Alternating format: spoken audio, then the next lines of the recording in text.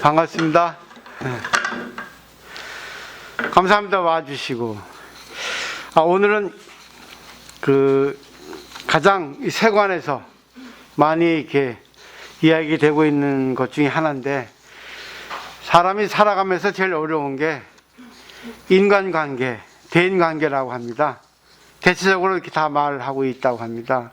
그래서 오늘은 인간관계에서 가장 어려운 거 10가지를 한번 보시고, 그 다음에 이제 심리학자가 얘기하는 거 한번 보시고, 또 불교에서는 어떻게 그거를 극복할 수 있겠는가, 그럼 어떻게 자기 성장을 위해서 또 관계를 좋게 하기 위해서 방법론 대해서 간단하게 말씀드리겠습니다. 프린트를 준비했어요. 보시면 스트레스 원인은 내 마음에서 찾는다고 그러죠. 근데 스트레스가 가장 심한 게 인간관계라 합니다. 근데 인간관계를 통해서 자기가 어떻게 자기를 보고 어떻게 관계 개선을 해야 되는가 하는데, 10가지 중에 이제 10위예요. 10위는 인간관계 스트레스 원인은 첫 번째 10이죠. 고마워하지 않는 마음이래요.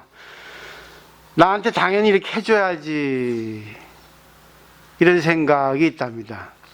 그 다음에 9위는 다가가기 두려움이라고 그래요. 거절당하거나 싫어하면 어쩌지 하는 그런 생각. 8위는 무관심이라 합니다. 모두가 나한테 무관심해. 7위는 열등감, 질투라 그래요. 넌 나보다 잘나서 좋겠네. 6위는 자존심이라 그래요. 내가 먼저 사과하기는 싫어. 5위는 무시하는 마음이라 그래요. 네가 하는 말은 안 들려. 4위는 선입견, 편견이라 합니다. 역시 너 그럴 줄 알았어. 그 다음에 3위는 바라는 마음이라 그래요. 내가 한 만큼 너도 나한테 해줘야 되지 않아 하는 거. 2위는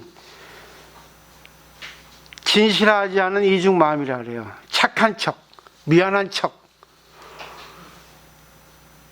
자, 대망의 일입니다. 대망이라는 말 하지만 내가 옳다는 마음이라 그래요. 거봐, 그럼 내 말이 맞잖아. 내 말이 맞아. 10에서 1위까지 살펴봤습니다. 저 10가지 다 해당이 됩니다. 보사님들은 어떠세요? 다 해당이 되세요? 아니 몇 가지 해당이 되세요? 전 프로테지를 볼 때 몇 할, 몇 대 몇 정도로 이렇게 봅니다. 어떤 것은 8할 정도가 있고, 어떤 것은 한 1할 정도가 있고, 어떤 것은 다 했는데 쓰지 않는다, 이런 것도 있습니다.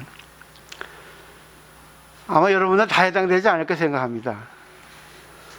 저도 마찬가지 다 해당이 됩니다. 근데 안 하려고 노력을 하죠. 한번 잘 보시면 좋겠고요.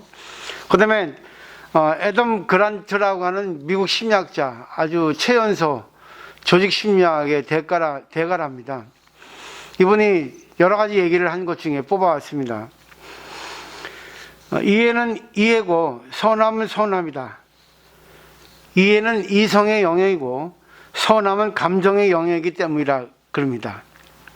상반된 거죠. 따라서 이해하는데 선하다라는 말은 모순이다라고 심리학의 이해책 중에서 이렇게 얘기를 하고 있습니다. 저도 이 말을 많이 씁니다. 이해는 하는데 그래도 왠지 서운해. 결국 이성반 감정반이겠죠. 그래서 제가 이걸 보고 앞으로 이렇게 하지 말아야 되겠다. 이해를 하든지 아예 그냥 서운하든지 하나만 써야 되겠다. 이것도 아니고 저것도 아니고. 참 나도 참 이거 보고 참 부끄러웠어요. 인간적으로 솔직합니다. 그 다음에 애덤 그란트의 싱크 어게인이라고 하는 책 중에서 여러 가지로 얘기를 하고 있습니다. 훌륭한 경청가는 자신이 똑똑해 보이려고 애쓰기보다 상대방이 스스로 똑똑하다고 느끼도록 만드는데 또 관심을 가진다. 그 다음에 토론을 전쟁처럼 생각하면 승자와 패자가 나올 수밖에 없다. 토론을 전쟁이 아닌 취미라고 생각할 때 모두가 더 나은 방향으로 나아갈 춤 안무를 짤 수 있게 된다. 이렇게 또 얘기하고 있어요. 그 다음에 상대방이 자제력을 잃을 때 당신이 평정심을 보인다면 당신이 그만큼 더 강하다는 증거다. 이렇게 또 얘기하고 있습니다. 이것은 현상을 훌륭하게 해내는 사람들의 공통점이죠. 협상이죠. 협상을 훌륭하게 해내는 사람들의 공통점이랍니다. 또 틀렸다는 사실을 발견하는 것은 기쁜 일이다.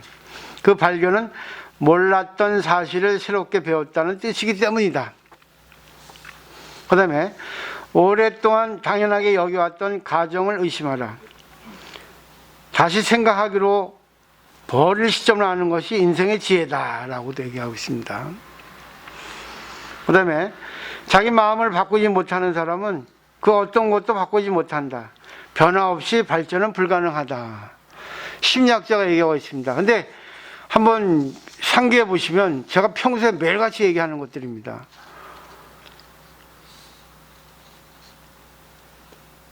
자기가 여기 해당이 되면은 한 번쯤은 뒤돌아볼 필요가 있어요. 저도 해당이 됩니다. 저도. 그 다음에 애덤 그랜트가 기브 앤 테이크라고 하는 책 중에 타인에게 뭔가를 줄 때 드러나는 인간형을 세 가지로 분류했어요. 첫째는 매처, 그 다음에 테이커, 세 번째는 기버. 이렇게 세 가지로 분류했는데 첫째 매처는 받는 만큼 되돌려주는 사람. 남을 도울 때 매처는 공평함을 지향하고 상부상조 원리를 내세우며 자신의 이익을 보호한다. 항상 줄 때는 자기가 받는 걸 생각하고 준다는 거예요. 공평하게. 기브 앤 테이크로. 그게 매처라는 겁니다. 두 번째 테이커는 주는 것보다 더 많은 이익을 얻으려는 사람. 이들에게 인간관계란 곧 투자관계다. 더 많이 돌아올 것을 기대하며 주는데 몇 번 시도하다 기대만큼 돌아오지 않으면 관계를 끊는다. 이들은 세상을 적자생존의 전쟁터로 보며 내 것은 내가 지켜야 한다고 여긴다. 마지막 기본은 자신의 이익보다 남의 이익을 항상 더 먼저 생각한다. 이거는 뭐 불교의 보살 같은 생각이죠. 자, 매처, 테이커, 기부 세 개 중에 어느 게 자기 겁니까? 세 개 다 있죠? 그렇지만 주로 어느 걸 많이 쓰는가? 한번 뒤돌아볼 필요 있습니다. 불교는 항상 뒤돌아봅니다. 그래서 한번 잘 공부를 짬짬이 하셔야 돼요. 그 다음에 기보 중에 때로는 손해를 보는 것까지 감수를 한다 그래요. 주는데 손해보는 거. 그냥 무조건 주는 거죠. 대가 없이, 조건 없이. 김영철이 쓴 철학의 힘에서 발췌해 왔습니다.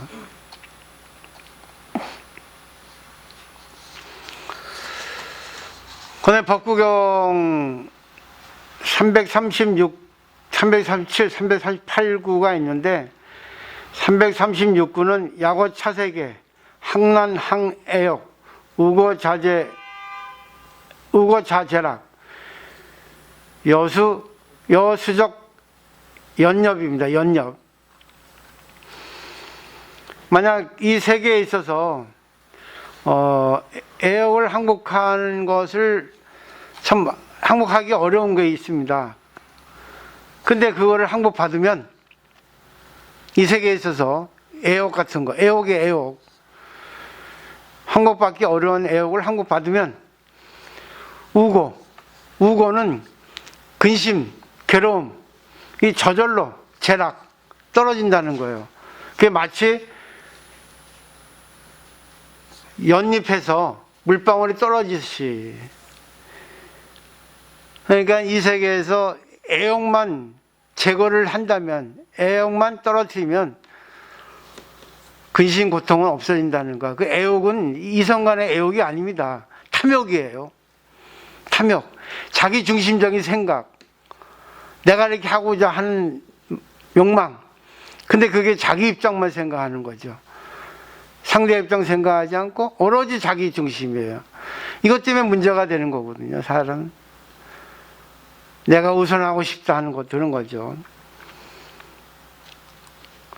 그리고 일본 불교 신도 중에 이제 진실한 신앙을 하는 사람 중에서 불교를 신앙하는 가운데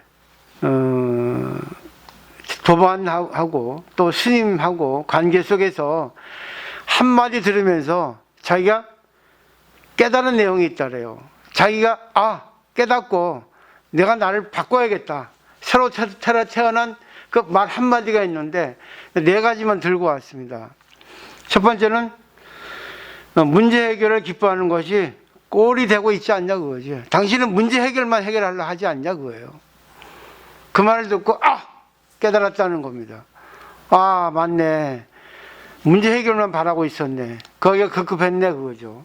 두 번째, 모든 사건을 자기 일로서 받아들이고 법에 기인해서 스스로를 바꿔가는 것이 중요하다 이렇게 듣고 깨달았다는 거죠. 모든 나타나는 현상은 인연입니다. 그 인연은 법이라 했죠. 그걸 자기 원인, 자기 탓이라고 받아들이는 그 말 한마디에 자기는 깨달았다는 겁니다. 세 번째는 이 세상은 자신의 힘으로는 마음대로 되지 않는 것이 너무나 많다고 그러죠. 내가 하고 싶은 대로 안 되는 게 이 세상이에요. 그다음 네 번째는 이건 이제 임재록에 나오는 임재선사 말이죠. 아주 유명한 건 수처 작주 입처계진. 내가 있는 곳마다 내가 주인공이 되는 거죠. 여기서 주인공이라는 거는 남에게 속지 않고 자기에게 속지 않고 그냥 있는 그대로 결국 위의 내용 그대로 나도 이렇고 상대도 이렇고 때로 내가 손해볼 때 있고 내가 질 때 있고 내가 틀리다고 생각할 때 있고 내가 옳다고 생각할 때 있고 그때그때 따라서 잘 관계를 잘할 수 있게 되어주는 그 주인공에 나서 자기가 우쭐대는 게 아닙니다. 그 자리를 살리는 거죠. 그 다음에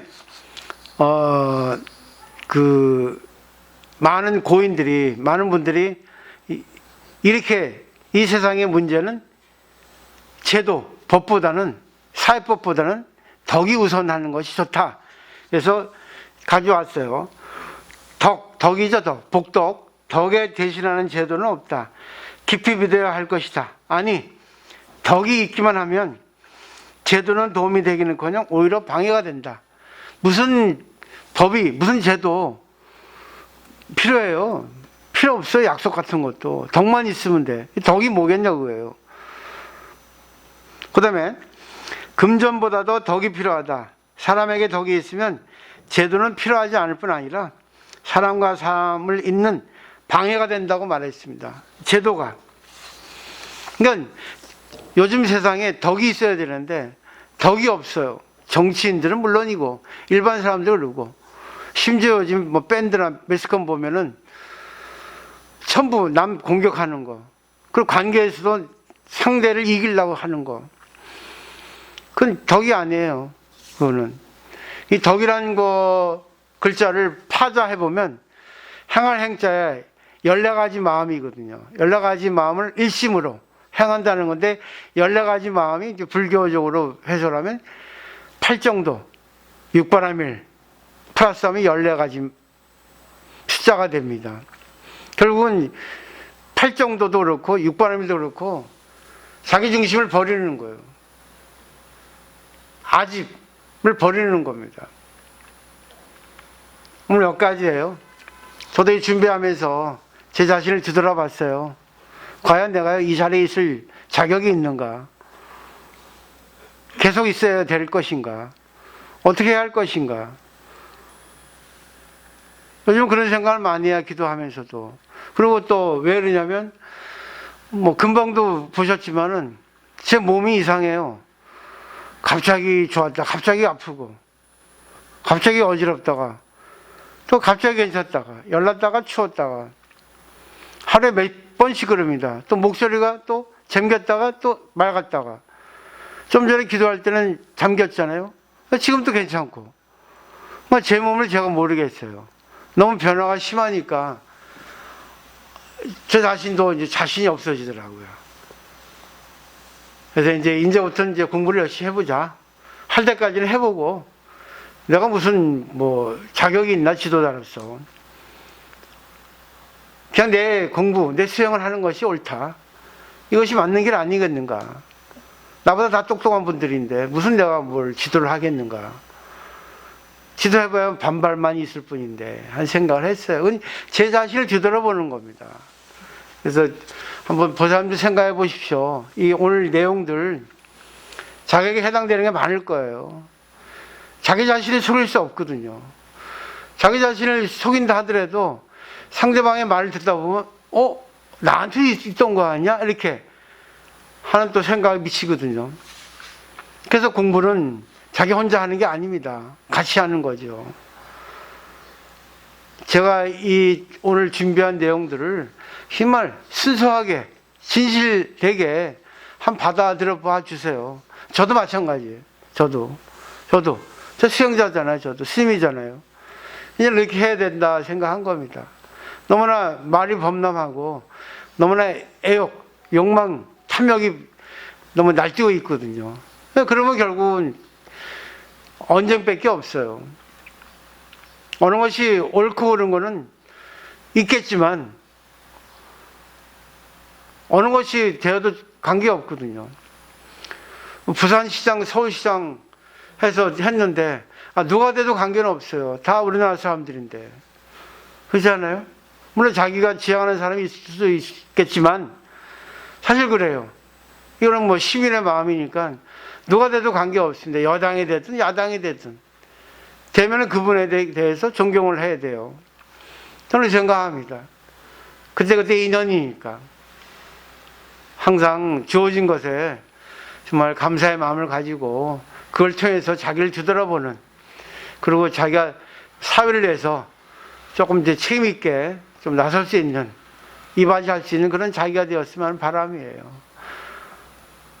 오늘 말씀드린 내용 중에서 혹시 또 부족하거나 또 의문스러운 점이 있으시면 말씀해 주시면 성의껏 답해드리고, 또 제가 모르는 거는 2부에 가서 잠시 또 말씀을 드리면 되겠죠.